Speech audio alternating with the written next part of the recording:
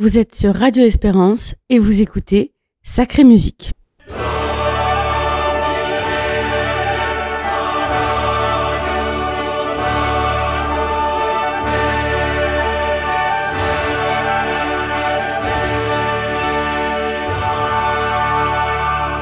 Chers auditeurs, bonjour. Vous êtes sur Radio Espérance, vous écoutez Sacrée Musique. Cette semaine, je vous emmène en Suède grâce à la magnifique pièce de Knut Nielsen, Åkrux.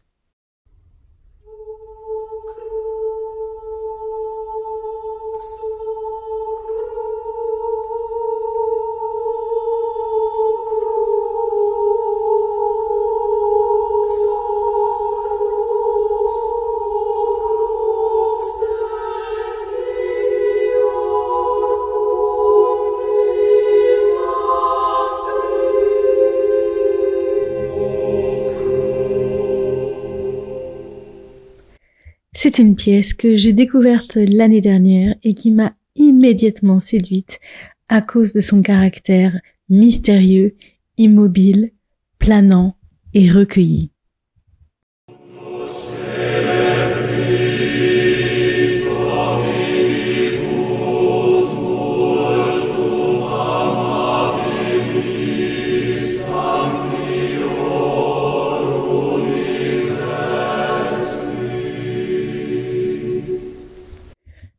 Je commence par l'un des aspects qui m'a tout de suite plu dans cette pièce, l'aspect harmonique. Dès le départ, les sopranos 2 chantent Åkrux, Åkrux.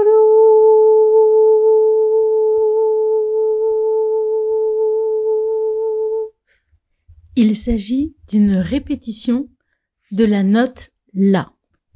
Ça devient très intéressant dès l'entrée des sopranos 2 qui chantent La si bémol.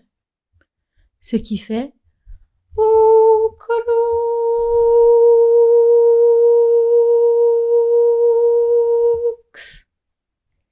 Et la superposition des deux crée une magnifique dissonance. Åkrux.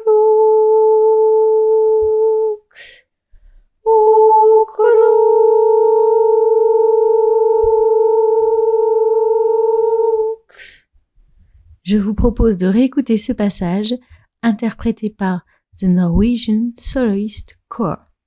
Vous pourrez entendre les 2 notes que je vous ai chantées et l'élaboration de la polyphonie avec le même système, à savoir l'ajout de notes de plus en plus dissonantes.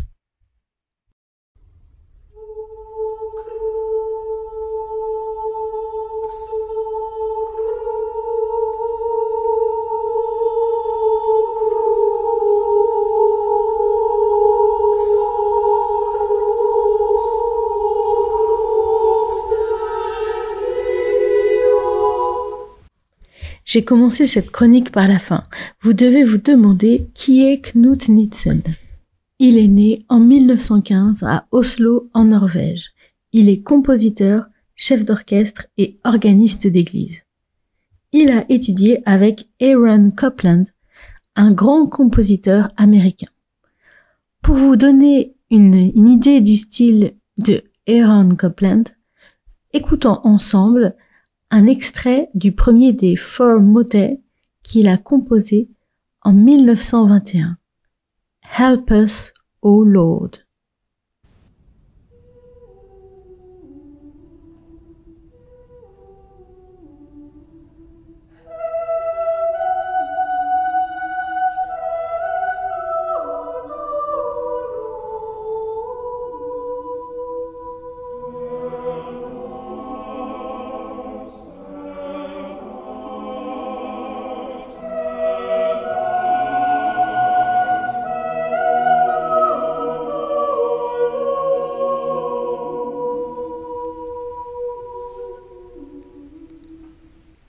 Cette pièce a cappella, c'est-à-dire sans accompagnement instrumental, a beaucoup de points communs avec le Åkrux de Knut Nielsen.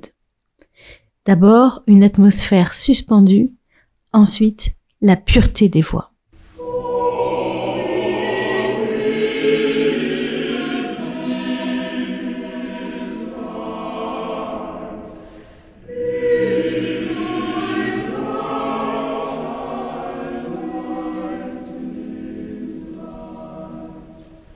Knud Nisted a donc étudié la composition, l'orgue et la direction de chœur.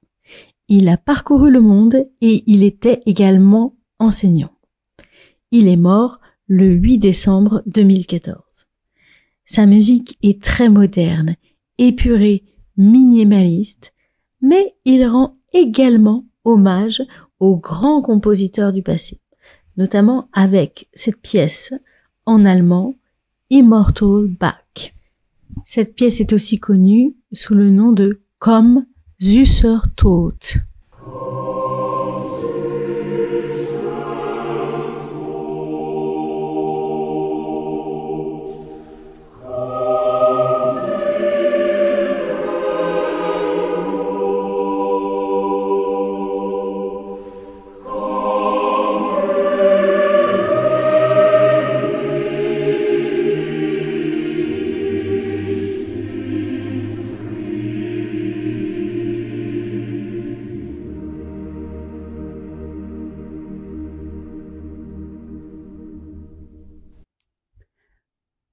Voici la traduction littéraire du texte.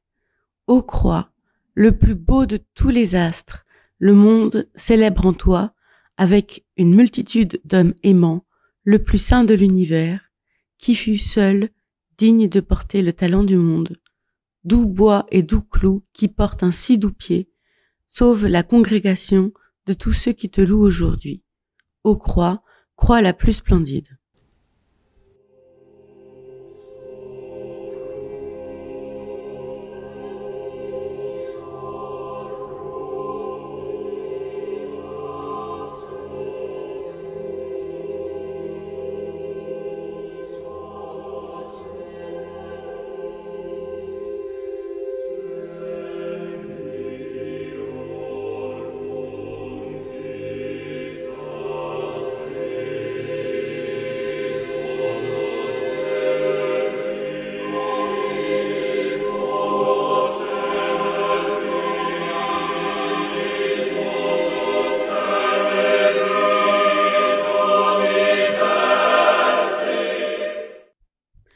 Au centre de la pièce se trouve un passage plein de contrastes avec un caractère douloureux et dramatique.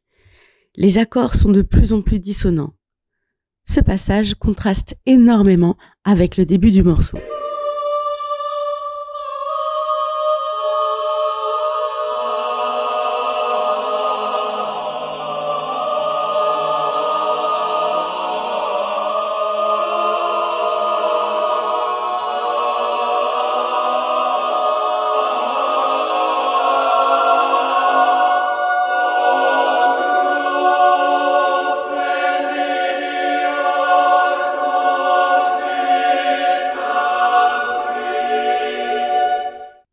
J'ai parlé en début d'émission de l'aspect harmonique qui m'avait beaucoup interpellé avec certains accords et certaines dissonances. Le contexte restait néanmoins ancré dans la tonalité. Bien sûr, certains accords restaient suspendus, certaines couleurs étaient lumineuses pour elles-mêmes, mais il y avait toujours des résolutions rassurantes auxquelles nos oreilles sont habituées. Dans ce passage, ce n'est pas du tout le cas. On passe par un moment tourmenté, plein d'accords qui sonnent presque d'une manière un peu désagréable. Il y a quand même une résolution à la fin, mais contrairement au début, elle se fait attendre. Je vous propose de réécouter ce passage.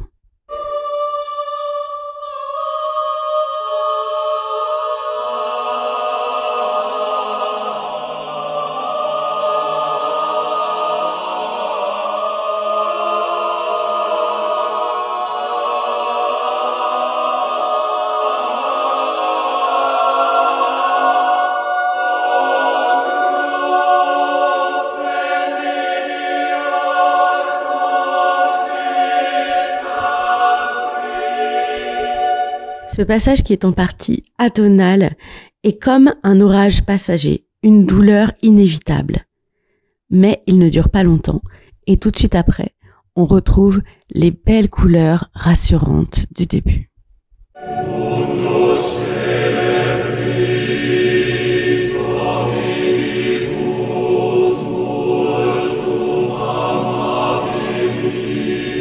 Sancti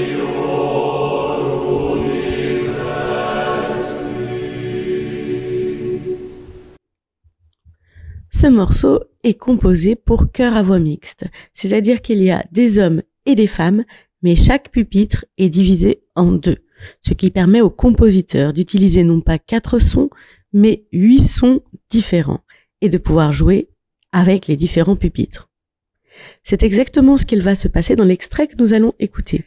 Les hommes tiennent un bourdon sur un A et laissent les 2 voix de soprane et les 2 voix d'alto porter le texte.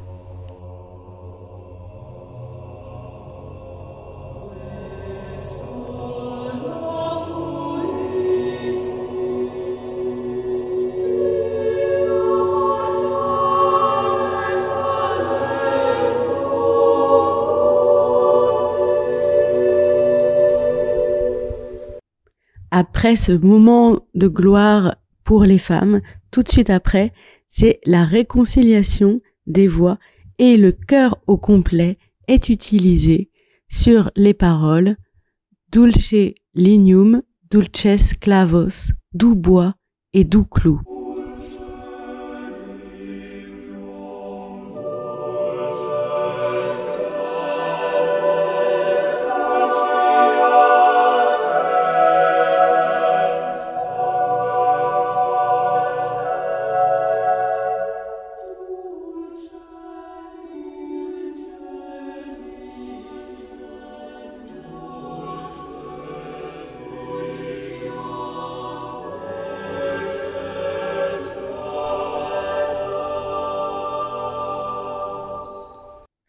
Dans cette pièce, Knut Nitzen utilise une grande palette de nuances. Dans l'extrait que nous venons d'écouter, la nuance était pianissimo, ce qui veut dire tout doucement. Et dans le passage qui suit, la nuance va en quelques mesures passer de ce pianissimo jusqu'au fortissimo. On arrive au climax de la pièce, c'est-à-dire au moment le plus intense.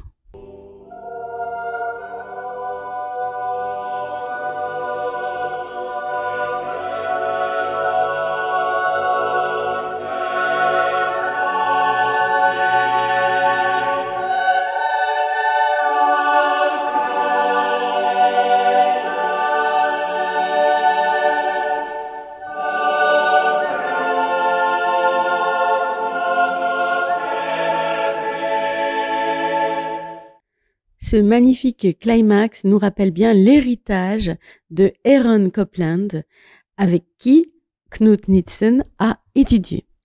L'harmonie est proche de la musique de film. C'est particulièrement le cas dans l'enchaînement de 2 accords. Le premier est un accord de Fa majeur qui se décompose comme ceci. Fa, la, do. Si je superpose les voix, ça donne Fa, la, do. Cet accord de Fa majeur est suivi tout de suite après par un accord de La majeur renversé qui se décompose comme ceci. Mi, la, do, dièse. Voici ce qui se passe si je superpose les voix. Mi, la, do, dièse. À présent, écoutons l'enchaînement de ces 2 accords à l'intérieur du morceau.